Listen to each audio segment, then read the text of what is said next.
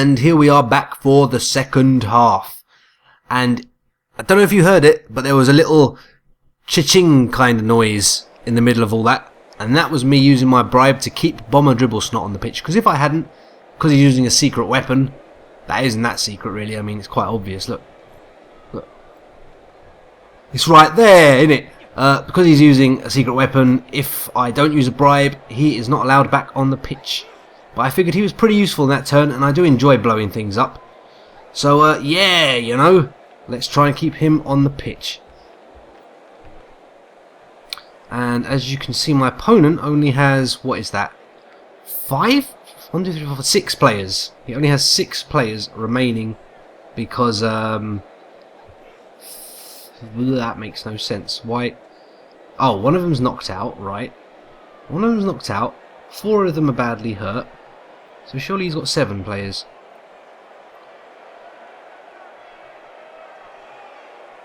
No, of course he has 6 players, because 6 plus 5 is 11. Yes, there you go. I can add up eventually. So yes, he has 6 players. He has a lineman, number 10, another lineman, number 3, a blitzer, number 2, another blitzer, number 11, another blitzer, number 7, and obviously his witch elf, number 13. And I'm assuming I have all 11 of my players. 1, 2, 3, 4, 5, 6, 7, 8, 9, 10, 11. Yep. 4 ogres, 6 snotlings, and Mr. Bomber Dribblesnot.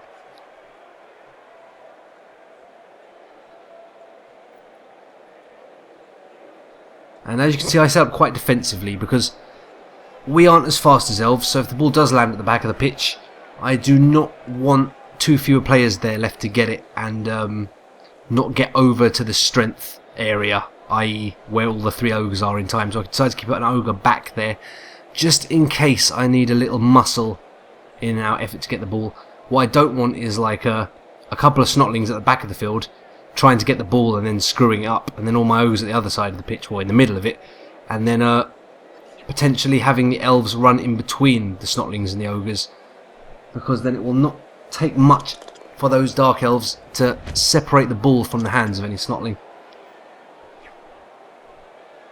And my opponent kicks off, and we, on the kickoff table, we get the changing weather result, and the weather changes from nice to nice. So yep, we have nice weather, nothing dramatic basically. And yeah, on with my turn 8, I believe. Yes, the ball lands right in between all the ogres, so that's pretty damn handy.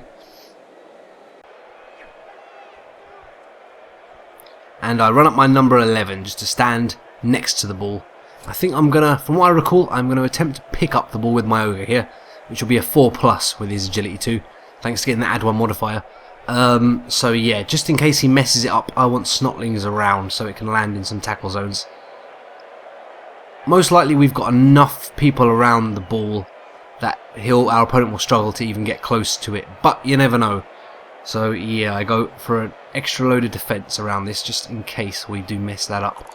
First of all, before we go and try and pick up the ball with our ogre, we're going to attempt to punch some more elves. And here our number 1 gets a defender down and attacker down, and smashes number 10 to the floor and stuns him.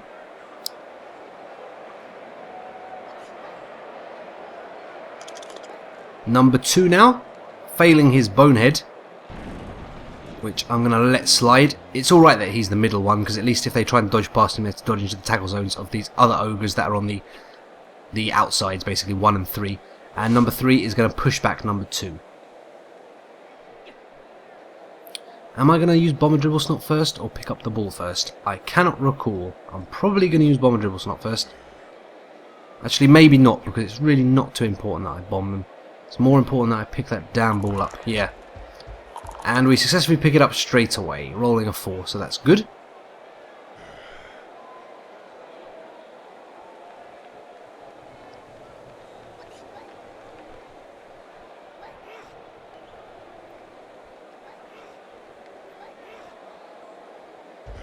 And go and move my ogre up a little bit next to them snotlings.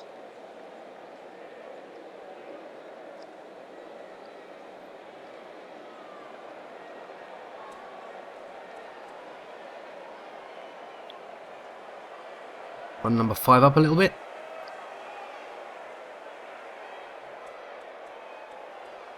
Number 10 further forward, just to force his witch elf to have to run around a little bit further if she wants to come near. And then it's time for me to bomb some elves, and we blast them both to the floor, so that's pretty cool. Onto my opponent's turn, and he stands up his number 11, moves him a little bit up, goes in and blitzes my number 10 by the name of Magicrap, who just scored, with his number 13 witch elf, and she badly hurts him with a flying roundhouse kick by the looks of it.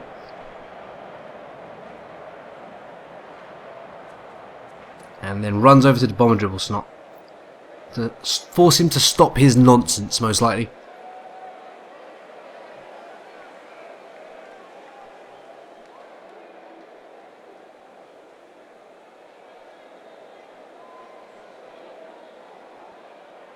Stands up his number 3 and successfully just runs out of the tackle zone of number 2 because no tackle zone was actually being exerted due to him being boneheaded at the moment.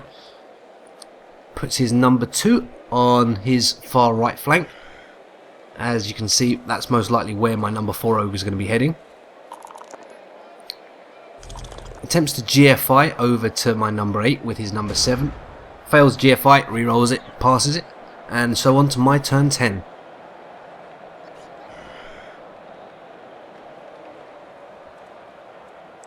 So first thing I'm going to do is put another tackle zone next to number 13 so that I imagine I can 3 dice blitz her with number 1.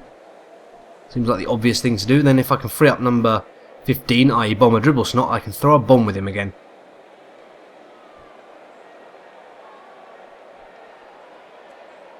First, I'm going to go and put number 5 around number 11. Don't ask me why, because I have no idea. Run number 8 out to go and stand next to number 11 as well.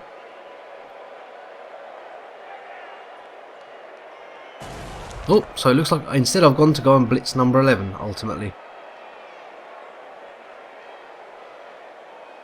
And we get a defender down and stun throttle him to the floor as well.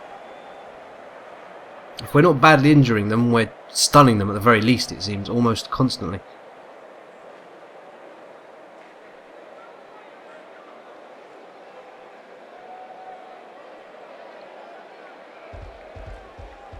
And then go and finish that blitzing Ogre's movement by standing next to number 2. Lay down a bit more of a threat on him, force him to dodge again.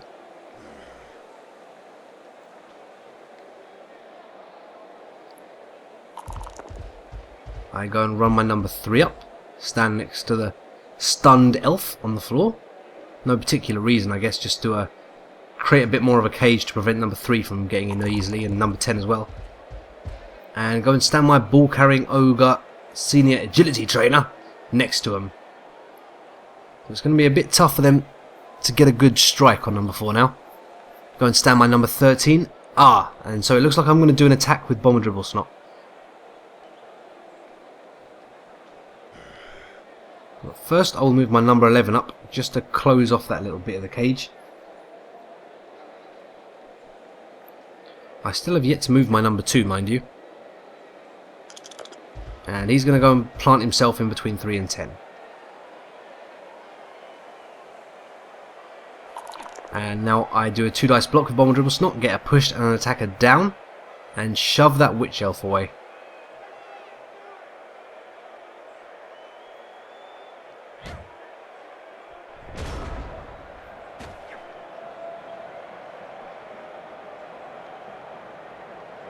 And now on to my opponent's turn 10.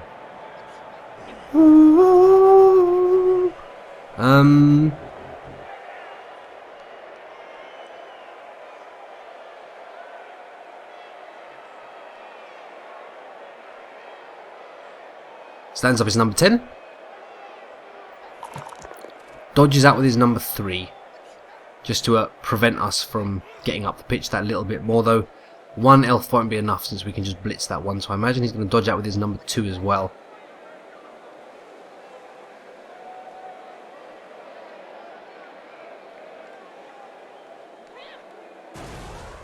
no, seems first of all he's going to go straight in there, dodge round to number 4 with his Witch Elf, and do a 2 dice block against straight on my ball carrying Ogre. So I choose the push result, knock my Ogre back, and then she does a 3 dice block against, and so I choose the push result again, I imagine. Yep. And get knocked back a little bit more.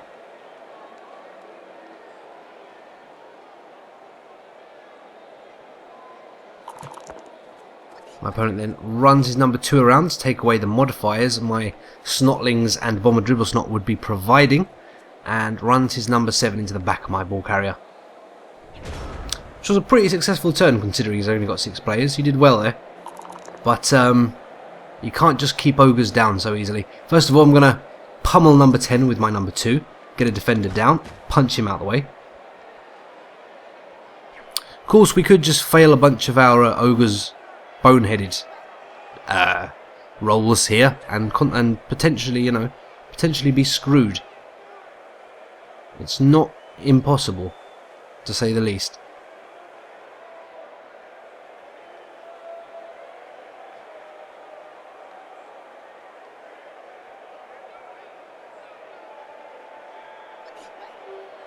I'm going to put my number 8 in between number 10 and number 7, probably to take away that modifier that 7's currently putting on number 4. Stick number 5 next to the Witch Elf, I imagine, to get another modifier on her. And that allows me to get a 3 dice blitz on her with my ball carrier. I get a defender down, knock her clean out and rush forward. And then I can carry on using the rest of his blitzing movement to put myself into a better position, which I've decided is standing right next to number 1. Number 3 on his own isn't much of a threat. Go and move my number 1 around just to be next to that number 3.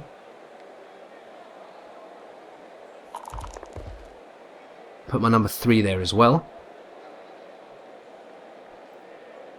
Can definitely do an attack on his number 2 blitzer here with my Snotlings.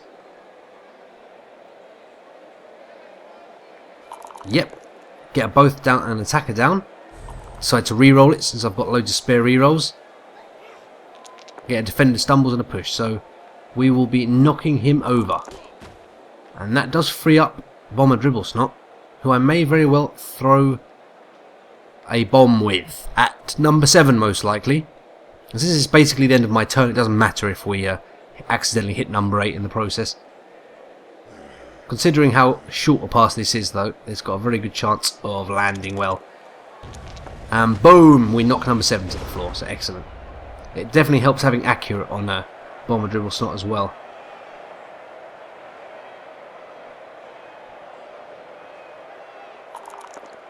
So my opponent's turn, first thing he decides to do is try and dodge out, but fails and has to use a reroll. And so he goes and stands in front of number 1. He is currently the only standing Dark Elf. But then changes his mind and finishes his movement by going and standing next to number 4 instead. But he stands up with his number 2 blitzer and decides to blitz straight into my number 11. By the name of Digshit. And gets defended down, so this Snotling is probably going to be maimed.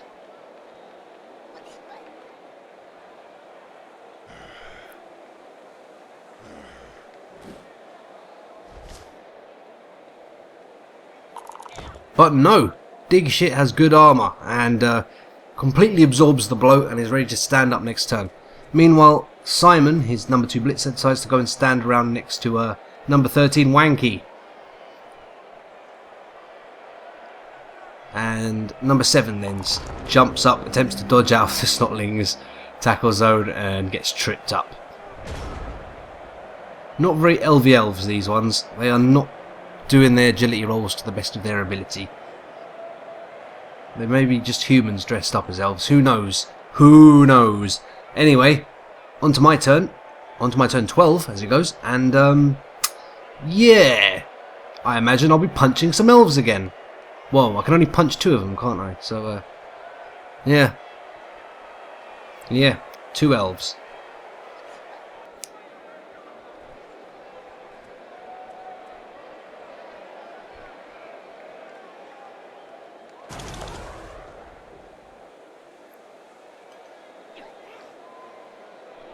And I attempt to blitz with my number 1, but fail the bonehead roll, so the blitz is wasted.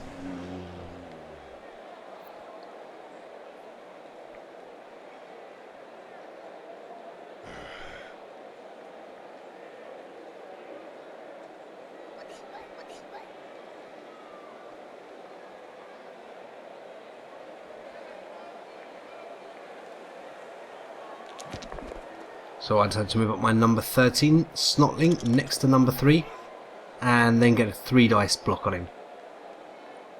Oh, didn't notice number 12 there, Psyfuck, who's also standing next to him, which is how we managed to get that 3 dice block, and we stun that Dark Elf. Not for the first time, most likely. And now the only Dark Elf we have to deal with is number 2, so I go and dodge my number 11, dig shit out the way, and I imagine it's time to bomb him down to the floor as well.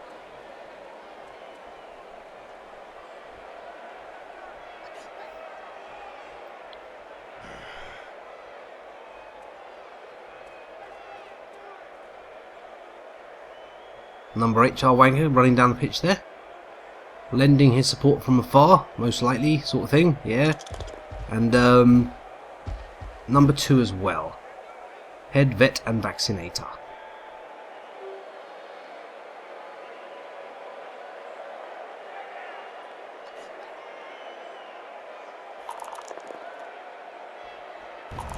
Oh shit.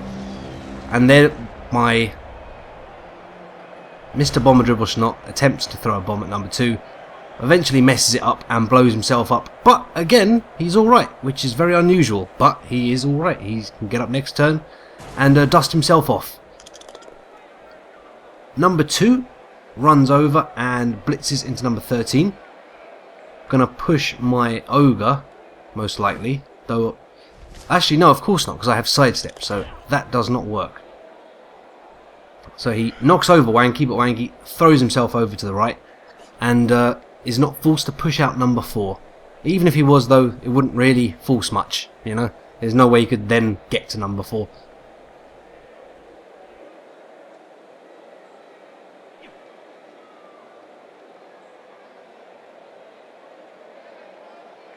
Stands up his number 11. Something you may have twigged on by now, I don't know. My team are basically themed after Pokemon. Now, I'm not the biggest Pokemon fan in the world, as you saw number 7 there attempt another dodge, which would have been a 2 dice. No, it would have been a 3+ dodge because of the tackle zone of number 3, but knocks himself out, failing it. Yeah, my team basically themed on Pokemon, which is why they've got names like Lead Shit Scooper and Chief Catch and Cage, with the Ogres basically being the maintainers and catchers of the Snotling / Pokemon, and the Pokemon basically having rude versions of their names. That's basically it. I was never a massive fan of Pokemon. I wasn't even a particularly big fan, but I think they're alright, you know. It's a decent enough game. It's just not something I was ever particularly bothered by, but it's cool. It especially suits Snotlings. As you can see there, blitzed number what's-his-face out of the way and ran up with my number 4. Number 2 Boneheads again.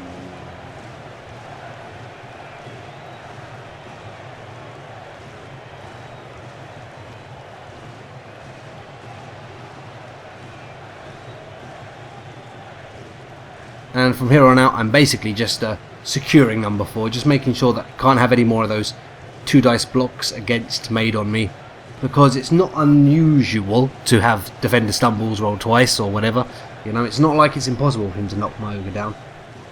And if he does knock the Ogre down, I'll have to roll a 4+ with him to pick up the ball again, which, you know, isn't difficult, but we do mess it up. Aside from the rerolls, obviously, it could waste a lot of time, and we don't really want to waste time picking up that ball, because it's not hard for Elves to pick it up. And if they do pick it up, it's not difficult for them to run away with it, throw it elsewhere, and be gone with it completely. Standing Bomber Dribble Snot up there to go and stand next to number 11 so I can do the 3 dice block. And another defender down on that number 11 blitzer. Boom to the floor. Not as many badly hurts this this drive, but you know, we got more than enough the last one, so I cannot complain. And finally, my number 8. I don't know if I'll actually do anything with him. Probably will. Yep, don't really want to give free blows on my snotlings, them Dark Elves, because they're just a little bit too easy to hurt.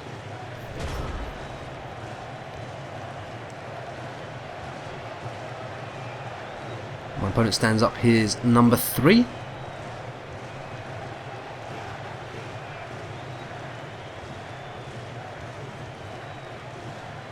Runs in with his number 2.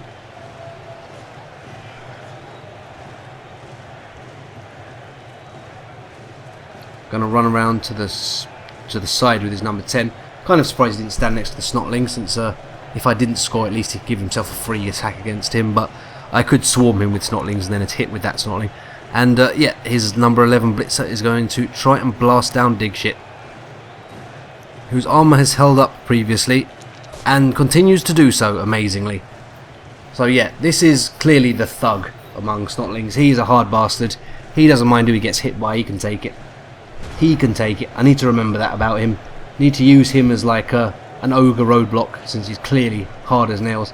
And yeah, on to my turn 14. I imagine I'm going to score now, because why not, you know? I mean, I don't have to. I could just stand around beating up Dark Elves, but if we score, I won't have to bother about protecting the ball carrier so much, which means there'll be more opportunity to beat up Dark Elves, I think. And the more chance I have of beating up Dark Elves, the more chance I have of getting badly hurt, which therefore in turn gets me extra SPPs on my Ogres. So yep, I run in there and we get another goal. Boom!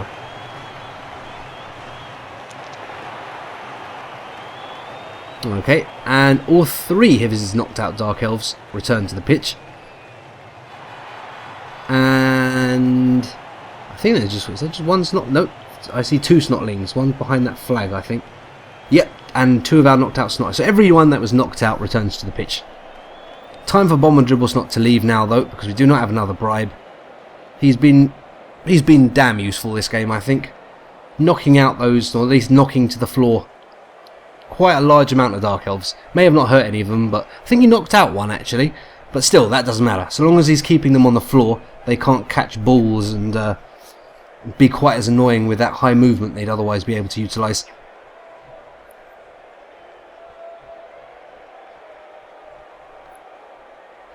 Do we still have our 11? Yep, we still have our 11 players. And our opponent now has 7 players still.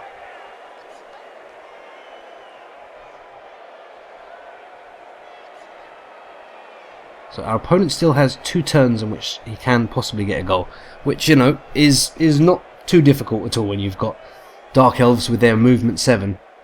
Oh, actually, their linemen have movement 6. Their blitzers have movement 7, and he does have 3 blitzers. And his Witch Elf also has movement 7, so 4 of his players have movement 7, so that's pretty decent. And they've all got agility 4, so getting that ball shouldn't be too difficult. Of course, our opponent's used all his rerolls so far, and has also been rolling a lot of shit dice when it comes to everything to do with his agility, so that's no guarantee. We here get the perfect defense kickoff result. I just choose to ignore it because I think we're already doing well enough, and even though that's no real reason to ignore it, I just kind of my setup was good enough, I think, that I didn't choose to realign where my Ogres were. And the ball lands right in front of his Witch Elf. So he starts off his turn by coming in here to hit my number 9 Vulprix with his number 2 Simon. And heads a little bit further down the pitch. Runs in his number 7 to go and stand next to number 8 Jarwanker. Get himself some SPPs if Jarwanker's still standing there by beating the shit out of him. Runs Jane down on the other side alongside his Mal, number 7 blitzer. Attempts to dodge out of my Ogre's tackle zone, rolls a 1, and pummels himself to the floor. So number 1 and number 3 both now are open to blitzing that witch elf over there.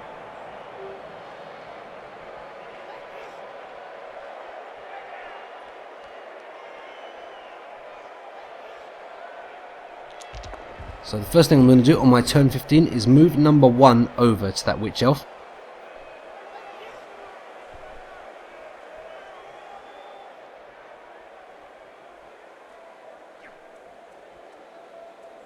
I'm then going to do 2 GFIs to move a snotling next to her as well.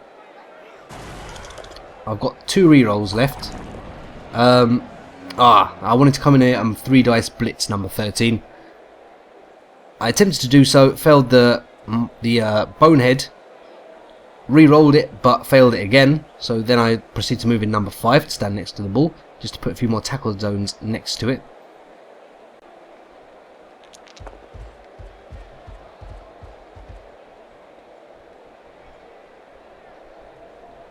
I go and move my ogre in between 7 and 11, put my 11 snotling and my 13 snotlings next to number 7.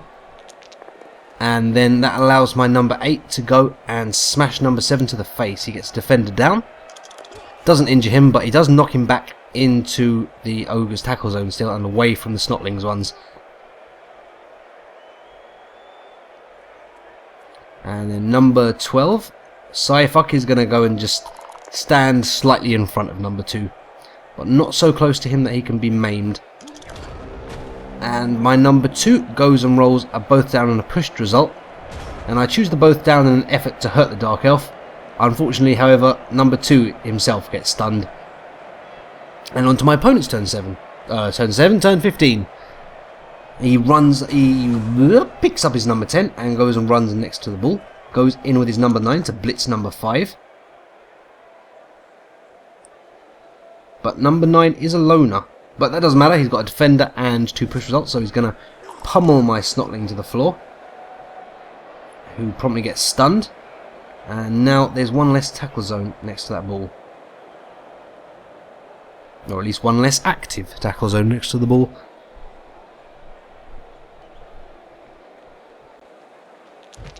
He dodges out with his witch elf in an attempt to pick up the ball. Successfully dodges out, but does fail to pick up the ball yet again. So now it's on to my final turn, turn 16.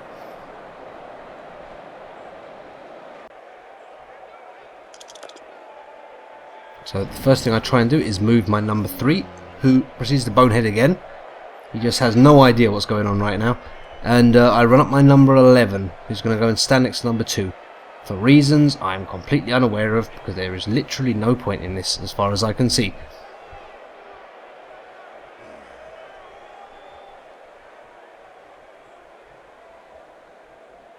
I guess it just prevents my opponent from running past us so easily on his turn if he does manage to pick up that ball and for some reason wants to run with it. Maybe to get as close to number 2 or number 11 to throw it to them as he possibly can.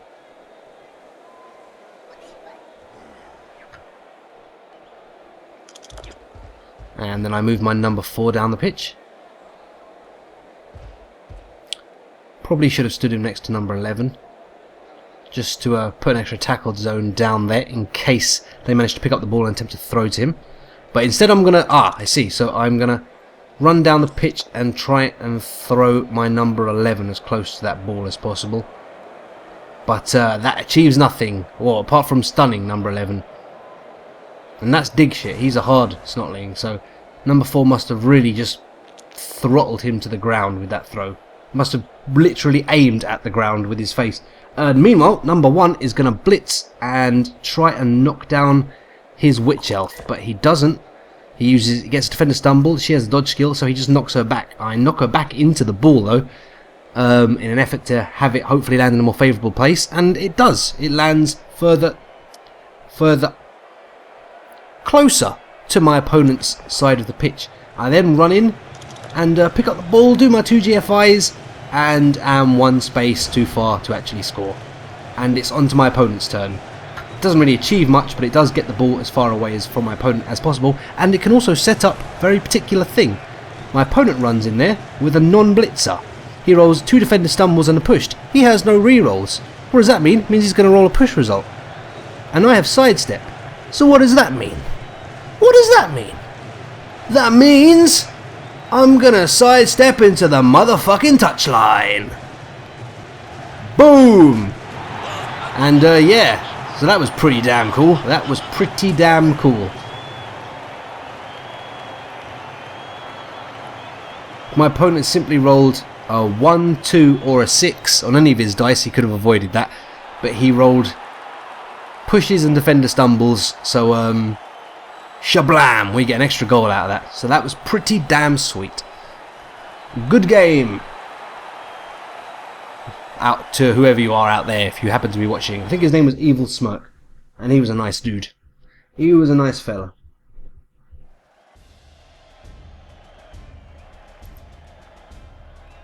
And Mr. Book got himself 5 SPPs, and Dig Shit, the hardy snotling, the hardiest snotling of them all, gets himself 5 SPPs for being such a swell stand-up guy, you know. Did I have any of my snotlings badly maimed? Nope, just 2 badly hurts. Magic, Crap and Bulbahor. But yeah, they'll be fine for the next game. Meanwhile, for my opponent, he's got badly hurt an lineman, that's fine. Oh, smashed hand, which means that lineman has to miss next game. Oh yeah, one of his blitzers has lost a movement point, that's pretty damn bad for him. And a smashed knee for one of his other linemen, which means he's got a niggling injury. So yeah, some pretty nasty results there. Yeah, I'll see you next game hopefully. Goodbye!